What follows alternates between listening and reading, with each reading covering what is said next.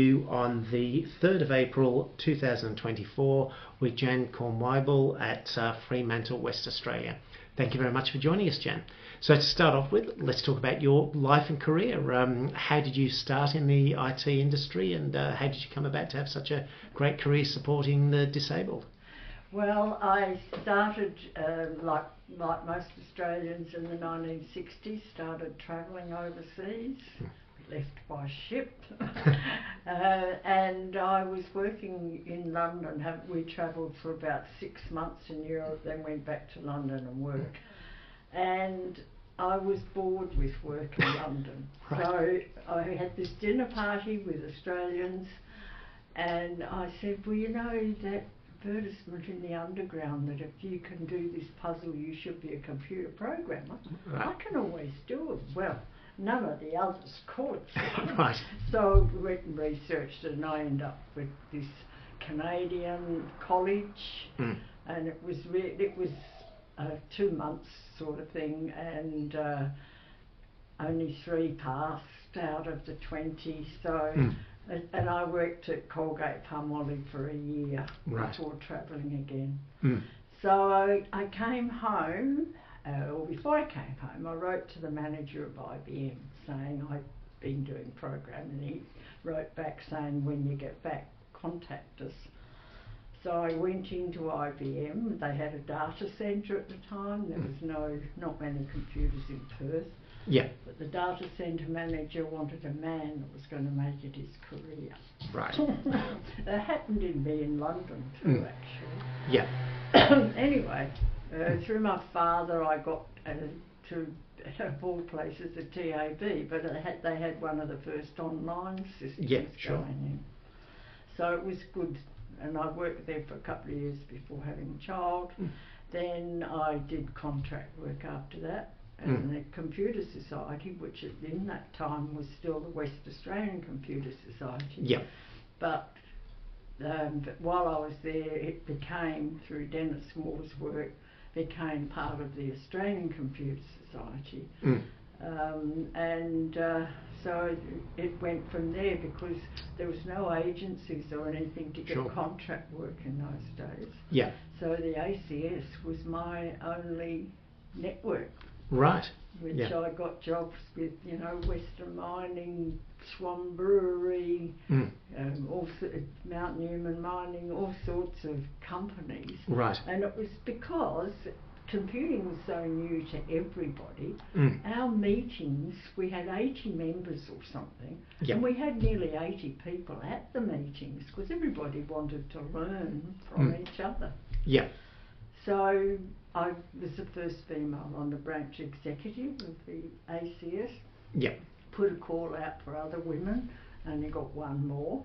But I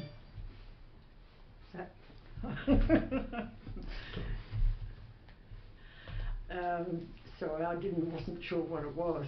No, that's okay. My apologies. And so I introduced special interest groups into the branch, because everything was still being set up in those days. Right. And so the first special interest group was databases, because everybody didn't know what to do about these database management. What year would that have been, Jan? About 60, well, my son was born in 69, so it must have been 70. Right. Time. Yeah.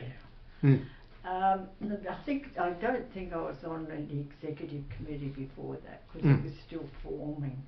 Yeah.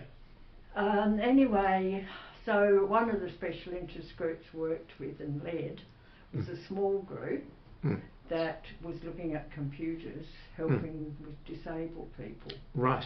We even had one member of there that was in a wheelchair, and I just felt to put computing into someone's life was just so different from me doing it for mining companies, breweries and estate agents and people like this. Yeah. It must be different. And it wasn't the technology, because the information that I was collecting in those days, slow mail, Right. There wasn't anything online, but what I collected, I understood the technology. I could see it was a design problem even when it was hardware as Right. in software. Yeah. But I thought the software would be more complex. Mm. So I really put in for the practical application of putting it into people's lives. Right. Not to study the technology as much as actually putting it, what affects people. Yeah. And so I put in for a Churchill fellowship, and I was away for 6 months, and it was the US, a few countries in Europe and the UK. Yeah. I actually learned more about the practical application in the UK, even though it was a generation behind, because Right. they had the practice in it. Yeah. But I found the environment for people who were disabled in America quite different from the government systems that were available in London. Right. So there was good research in places in America, but unless the guys gave up their own time, this equipment or software just didn't last, So to get university students to do it wasn't always the best thing, because they just wanted to pass the exam. Sure. What they did was excellent, but no carry on after. So it was a really complex environment. Yeah. So with that, let's just dwell on that Churchill scholarship. So you went to the US and you were studying where with them? Well, I went to various research centres. Yep. So, in fact, I started in New York. I went to London first. Right. I had 5 weeks there, but it was also Scotland and places. And there were a few guys, London University and one up in Scotland, that were doing things. I went to a couple of European places, and then I went to New York. And part of the reason to choosing London is I knew I'd be more comfortable in London starting off on something as big as this. Yeah. So, then it was New York and across to Wisconsin, wherever the research centres, or there were places that were quite famous. Yeah. And there was probably about 7 or 8 main places. In Wisconsin, I stayed for a month because they asked me if I wanted to come work with them for a while. Yeah. So it was more observing of, the differences and this sort of thing, and realising, because the most complicated thing with humanity is communication. Yeah. And computers should be good for that, but it's just so complex. Yeah. Some of the stuff that is out now, because this is going back to 1980s. Sure. Yeah. So it's many years ago, and not only has computers advanced a lot, but also disabled people have become much more confident as they've got into using these aids. So they'll pick up websites for not allowing access and things like this. Absolutely. So just going back a step on this, so what were your motivations for applying for the Churchill Fellowship?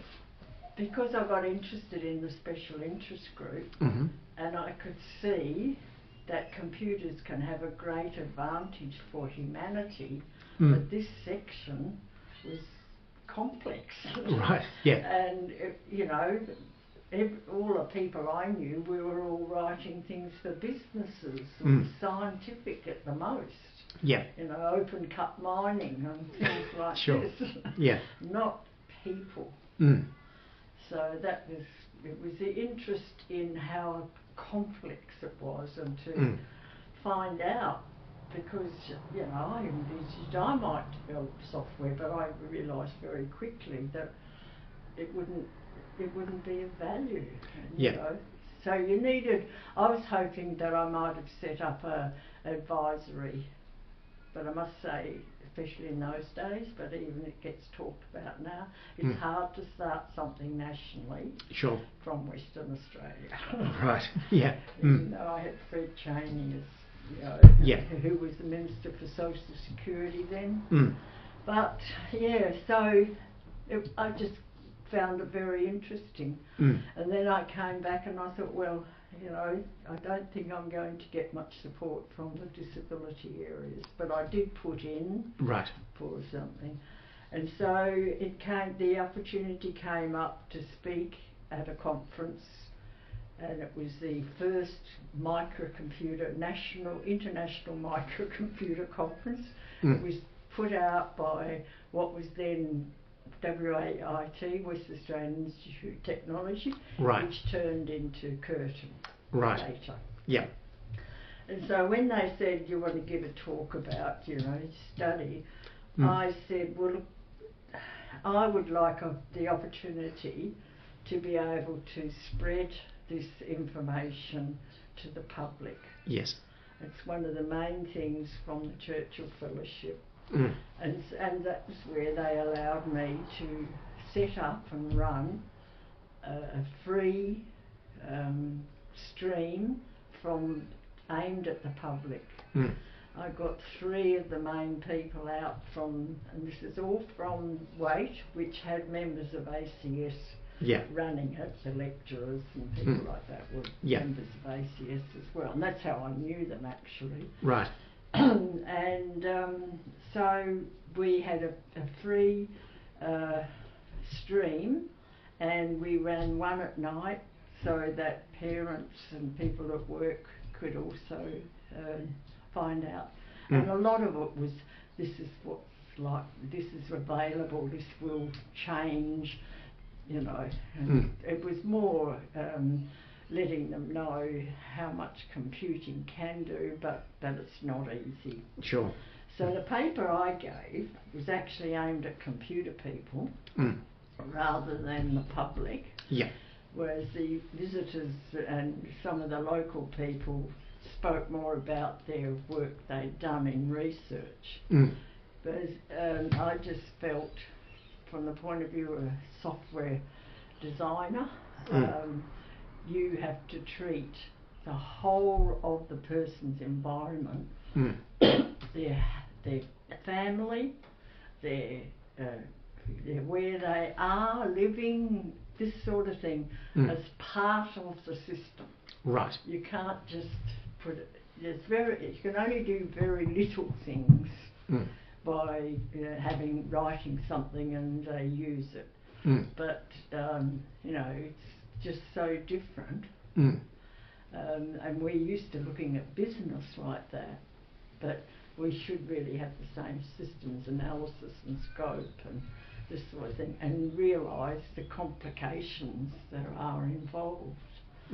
So through ACS in the next years, we had things like Information Technology Week, and I worked with the Independent Living Centre and also suppliers of big systems, global medical type systems. Yeah. And we'd run these, so there was a lot of after activities as well. Right. Which I was always really appreciating that ACS was the one who was doing it.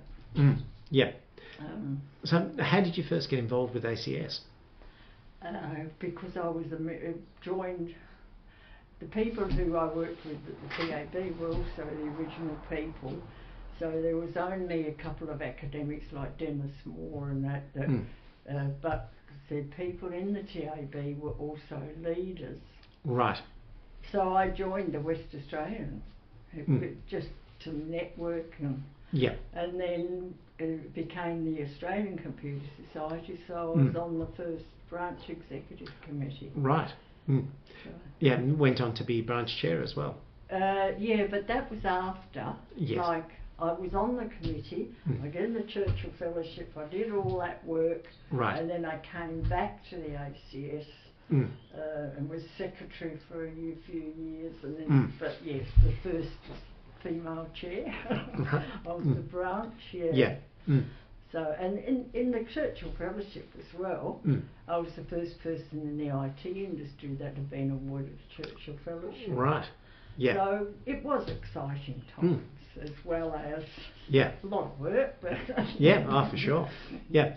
Well, let's look at go back and look a bit more at your career there. So you came back to Australia from the UK, having worked for Colgate Palmolive in the UK, and then you were working for, was it the TAB first of all, the TAB first of all? Yes. Yeah. Yeah. Mm. Until it was a couple of years until I Yeah. had my first child in 1969. Yeah.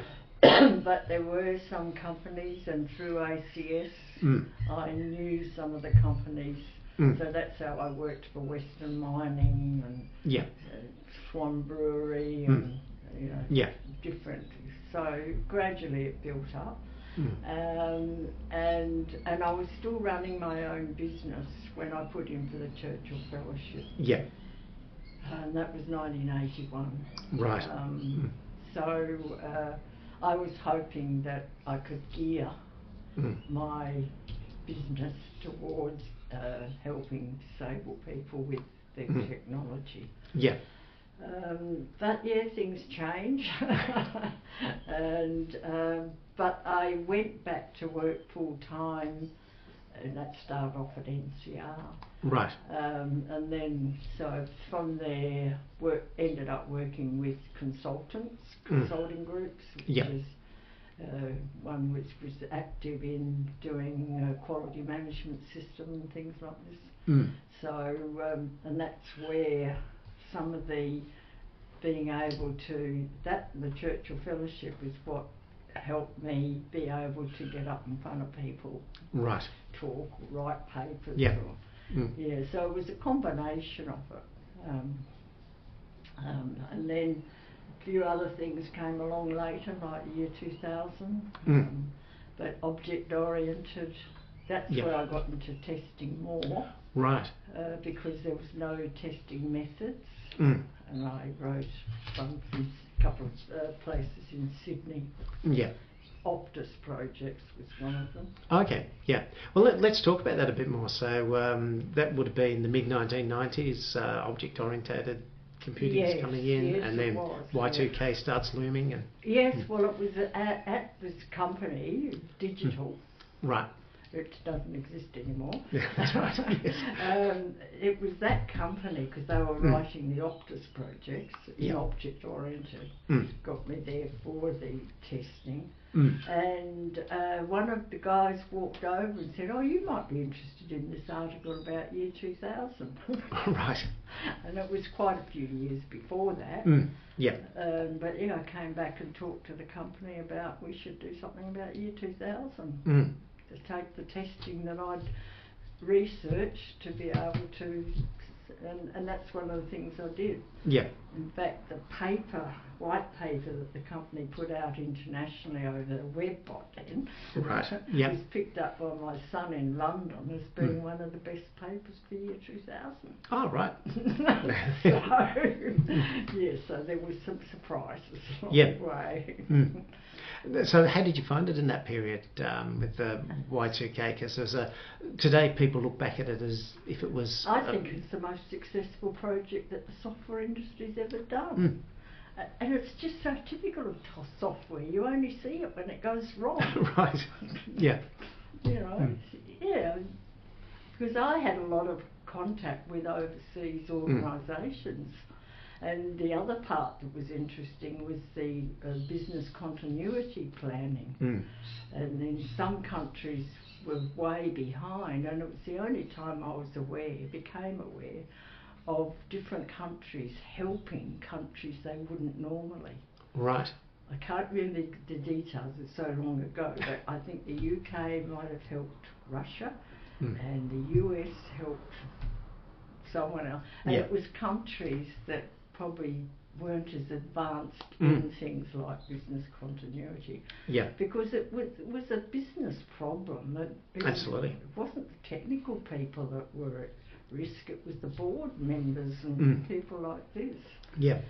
So it had to be addressed to that. Yeah. And that was the white paper I wrote. Yeah. It was around that. So yes, I thought it was a good project, and I knew from the start. I mean, I think one area that we probably misjudged was the engineering side, the PLC and Right. process control and that. Yep. But nobody could tell us. Mm. Yeah. So Which was a big challenge. Yeah. Yeah. Yeah. So moving on after Y2K, so we're into the new millennium. Where did you go from there? Where did I go from there? I think I was back with the consulting group. Yep. Leading projects, Mm. you know, electoral commission and Right. people like this. So Yeah. it was being a principal consultant, and that was also when I was sent over east. Mm. But that was before the Y2K. Mm. So so it led on from there, and I enjoyed it, the work, Yeah. and companies I worked with and Mm. projects. Yeah. So So going back to ACS, so you became a fellow of ACS in which year? 94. Right. Yeah, I had to go and look it up. Right. But and it was, I really mainly put in because I found a lot of it was like as if I was an academic. Right. And it talked about papers being vetted and things like this. Well, Mm. with the ACS conferences and all that sort of stuff, they were vetted to somewhat, but not like an academic Sure. paper. Yeah. So all I could do was record, and the fact that I organised the streams with people on the committees, but you know, and they allowed it and paid for these people to come from overseas. And Right. so it was, and that's carried on. Mm. So about 7 years before I retired, I decided I was working at Centrelink. Right. As a project manager, and I decided that I think I'd like to go away from project manager because I really like development work. Right. Yeah. And one of the things I liked about doing technical writing is it was a little bit like writing code, only it was in English. Right. Okay. And it wasn't always right. Yeah. I used to get asked, why don't you become a tester? Right. Yeah. So that was with Fixed ERG, which was the big company that started over here. Yeah. The automated fare systems. Oh, okay. Yes. So I was a technical writer and trainer, and under the training I was sent to Seattle and Bangkok and Right. worked a lot on the Swedish Stockholm system. So it was good. I liked the international side of it. And then the company changed quite a lot, so I did some contract work. But retired in 2014. Right. And that was when I approached the people at Curtin University saying I'd like to work with people, because I'd read about how people on the spectrum make good software testers. Yes. Said I'd like to do it, and I didn't. They had a really good committee which included Jim Ellis. Right. And I didn't think they needed more good people on their committee. I said I told the professor I'd like to work with the people. Yeah. So that's how it started. First of all, I had to do a business case of finding the best certification we could, Yes. which is the global top. You know? Yeah, and so since then, that was 2014, we did a pilot study to see, because I had to put myself in position of actually learning the formality, Right. and like any international, which I'd been involved with the quality management system, so it wasn't strange to me. Yeah. But the terminology you use, any international standard, the terminology is one of the main things. So Sure. you can go and work anywhere in the world, and the terminology is there. And that's what I had to learn most, because the testing that I'd done, there wasn't any standards. so I had to learn the terminology as much as anything. I knew what it was about, but getting the right word for the little answer that you're going to pick. Yeah. And so then we did it, and since then, in the 2016, I think was the first, we've had 40 people on the spectrum pass the international exam. Right. I also set up a good lot of support from Planet, the testing organisation, and ISTQB, which is the international organisation itself, and we've had good support from these people, and so we put a few through, and some of them have got, I reckon, higher marks than anybody in the industry. Great stuff. And they're in high school now. At first years, there was some older ones that had been to university and that. But now it's more, and this is Terry Tan's, his main objective was to have them build up a better portfolio, because most people on the spectrum are not good at English. Right. And you can't get into university without English.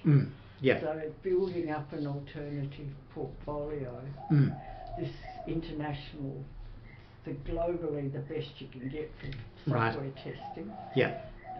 And so that was what the next thing I had to do. I've had to put myself in a high school and think, now how are they going to handle it, because they're not into computer testing. And I decided that this was so set out, it was very well set out, and I think it started from the British Computer Society. Because I remember ICEP there, so that just learning it would be like learning a new maths. You know, it was also set out and explanation as to why and that. So it became more of an exercise of being able to learn something new, which is what Telly wanted, what has helped them.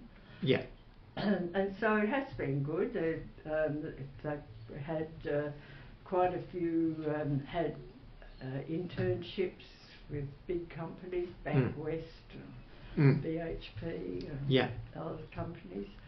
And so some of them working. So I've really enjoyed it. I've learned a lot about autism, of course.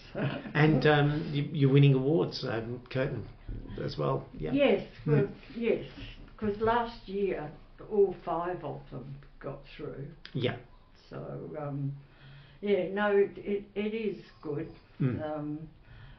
Even if they don't end up, that's the other thing I had to think about, the actual ethics of me doing this. Certainly, People outside the industry learning testing, but I thought, well, if the ISTQB accepts it, I know from all my years of courses over my years that you're lucky if you use 10% of it. But everything else just sort of, they all help each other. And so that was what I decided, that whatever, because they're there, because they are interested in computers, whether it be one of the Coder Dojo clubs, is, you know, they are interested in technology. And whatever they do, it doesn't have to be in software testing specifically, but if they know that there are techniques there that make testing smarter, not harder, then it's not lost. And I've had a few nice stories, like there's usually one parent that helps more than the other. So I'm having to coach the parent a little bit as well as the student. And I've had more than one, but one lady last time, and he was the youngest we've ever had to pass. He was only 14. He was 15 the next month. But she said, I've been doing all this teaching with him, and I've been teaching him how I learnt, it's not how he learns. Right. And that's what she picked up. And I thought, well, if that's a result, Yes. it's still worthwhile. Mm. So I just feel that we've got a lot to offer humanity. Mm. All I need is someone to take over Right. for me. Yeah. Well, it's great work that you're doing there. It's and it strikes me too that what you were just describing about getting these alternative pathways. This is in some ways how you came in from seeing that advert on the tube. Yeah. Mm. Mhm. Mm. Yeah.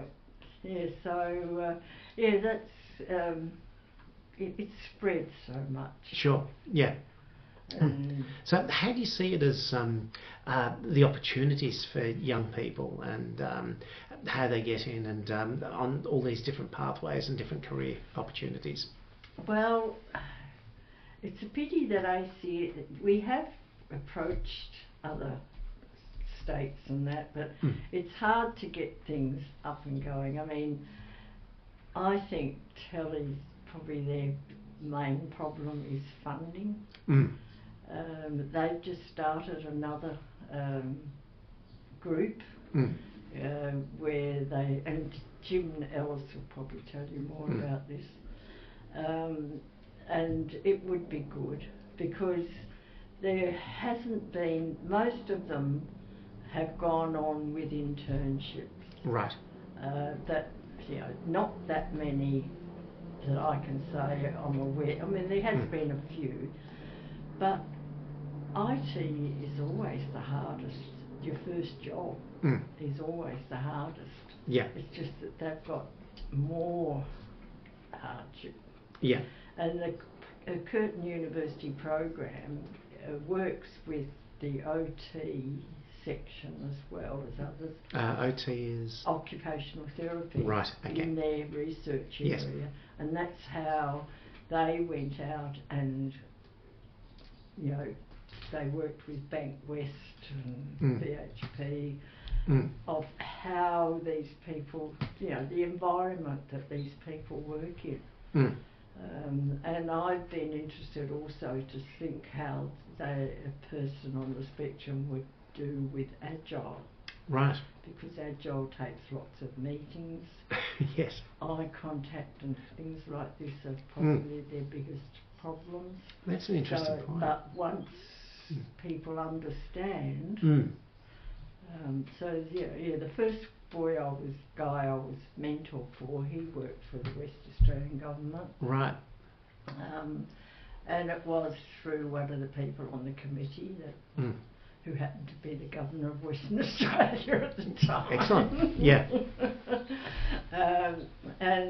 So it does take quite a lot of different influence, but I think what I found is it's best if I don't get too involved with Coda Dojo and stuff like that, Sure. as interesting as I find it, Yeah. because it's better that I have this box that is my, but I would like to have, and that's the trouble, is most people of my age in computing, or even younger, they are managers and things like this. It's only because I decided to step away from project management and into this writing and training that it developed, and I just happened to have these that I could put together.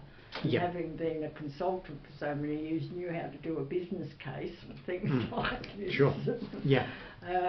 And so, I've just been lucky. So who would you say were your biggest influences in your career?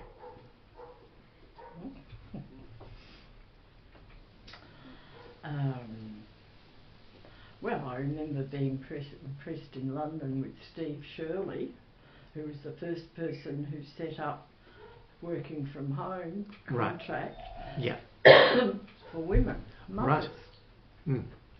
I remember thinking, I might be able to do that in Western Australia. Right, yeah. But yes, I'd say it's been a combination of not just the IT industry, but also the Churchill Fellowship. Right.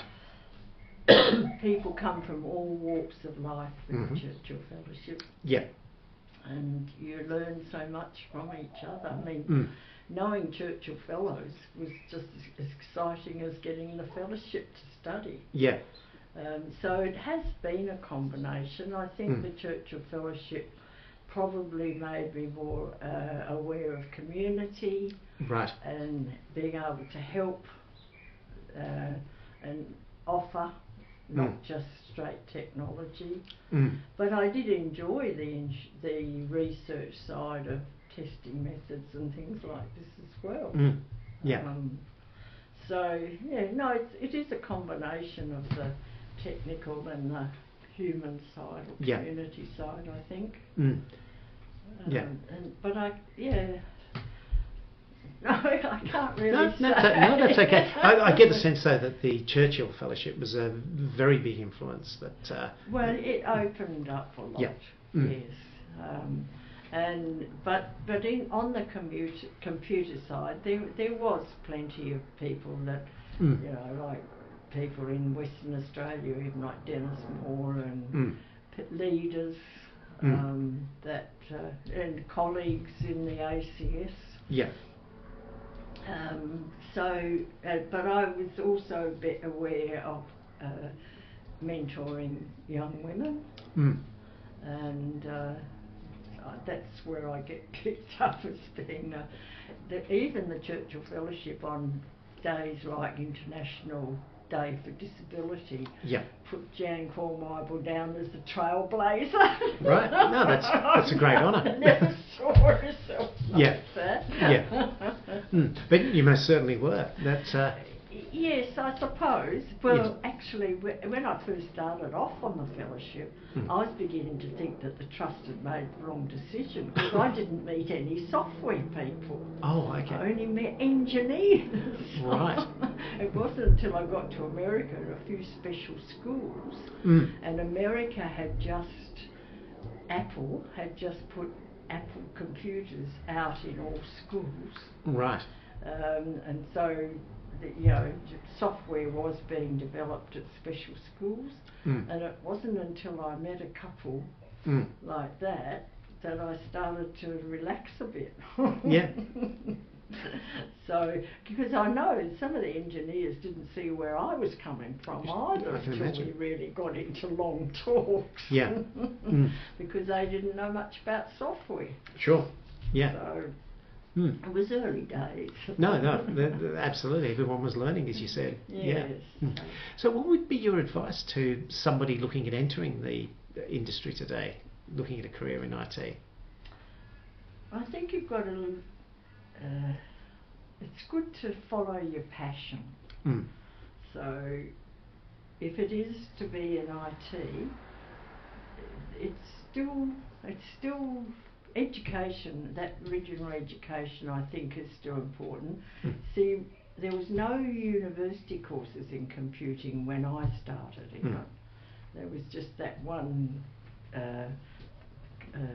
Canadian college, but IBM didn't get anybody on courses only for their clients. Right. And this sort of stuff. So, you know, there just wasn't the way to make it until there was, like, my first job when I had my first child was with what was WAIT, and I was to find all the bugs in COBOL, because the next year they were starting their first computer course. Right. So that would have been in 1971, that sort of time. Yeah. And so it changed, because many people like me, older members of ACS, we only got MACS because we were there at the beginning. Sure. Yeah. There was no real university courses until later. Yeah.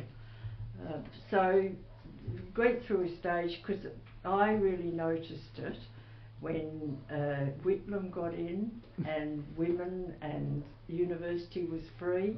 Right. Quite a lot of my female friends, that was the only chance they had to do university. So the only reason I didn't is I always felt my Churchill Fellowship was like a degree anyway. Absolutely. Yeah. And I had plenty to do there. Yeah. But was the first time I can remember being out at Western Mining and working with a couple of younger women. But it changed again. It goes in cycles, which is a shame, because I don't believe it's a male, has to be a male thing. But unfortunately, when girls are looking at it, they just see geeks. Yeah. And that's where this Michelle that I mentioned, STEM subjects in females, it's very important because it should be more sociable. Yeah. So I do think you've got to have the original training, because I've got a few on the spectrum that I would love to help, but you've got to let them go to the interview, things like that. In fact, they quite often have people there to help them. But with ordinary ones, people, the general public, it'll be a passion. Yeah, you touched on that then about the difficulty of getting girls into IT, women into IT. I mean, and we've been pretty well bouncing around 30% for at least a decade. What do you think we could do to get more women into the IT sector? Well, it's a bit difficult for me to say at school because mine came along when I was about 23. Right. And if you were in London in the 60s, you could do anything. Leaving conservative Western Australia. And it was just chance. I mean, I can't say go to a 60s dinner and you might be the only person who can do this. Sure. Because it was, I just took to it, but I've never had anything like it. I mean, computers were just things in a cartoon to me at that stage. So, but there is a lot more awareness now. Yeah. And I think they'll know. I mean, there's a lot of courses that can be done. I mean, ACS has got a good lot of courses now. Yeah. To people who are just in the industry. And some of it's confidence. I've got the girl I'm mentor for at the moment is from Kenya. Right. And I've learnt as much about Kenya as she's probably learnt about me, Yeah. the local. But it's networking. Get someone to network with you. That the mentor scheme in the ACS is good for that. Yes. And that's where Ivy. So I was able to get her to a few conferences that weren't too expensive, and this sort of thing.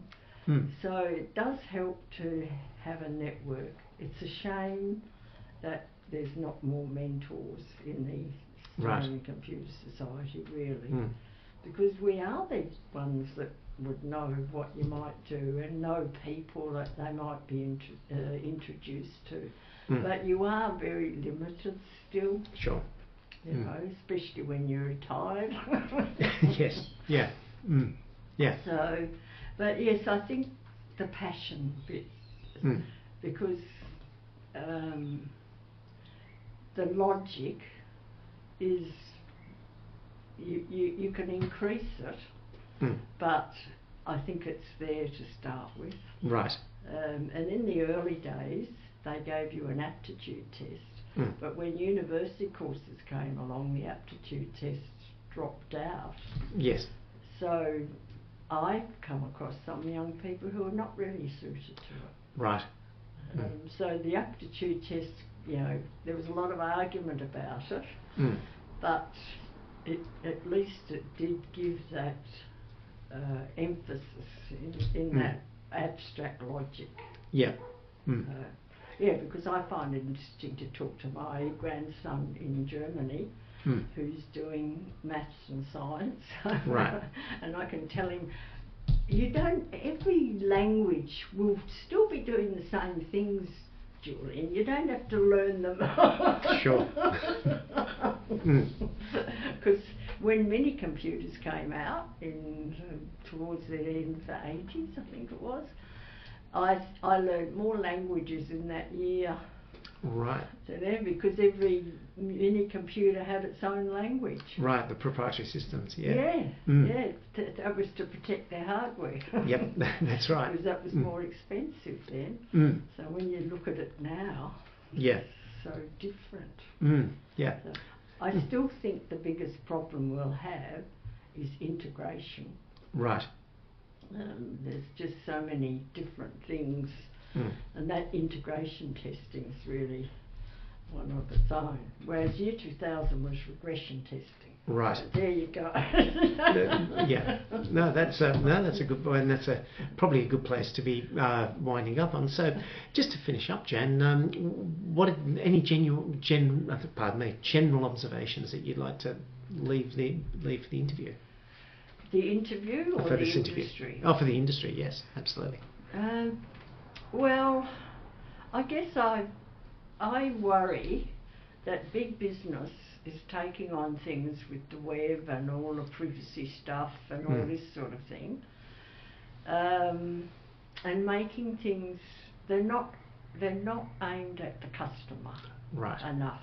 Yep. It's the shareholders and the staffing and this sort of stuff, and we've still got customers who don't like computers. Sure. Yeah. I've got plenty of friends like Yep. And so that worries me in that they're not looking at the community enough, because I do think that a lot of things are good, and that's the other thing that worries me is the criminal world. They are ahead of the general software or development. Yeah. They don't have to have so many rules and laws and this sort of stuff. Yeah. And that worries me. Sure. But I'm not sure how to get around it. Right. No, it is a big challenge. Yeah. Yeah. So I think we've got challenges, but I do think, like I've through ACS actually, there was an interesting talk by one of the banks about artificial intelligence and pointing out that artificial intelligence will test artificial intelligence. Yes. Yep. So you know that's and then the quantum computing. I mean, there's been some wonderful talks on the future of it. Yeah. So I think it's good to keep up, but I'm not going to make any judgment. Sure. But, I'll have my opinions. But yeah. But no, you're a great advertisement for being passionate about the industry. But Jan, thank you very much for your time today. Thank you.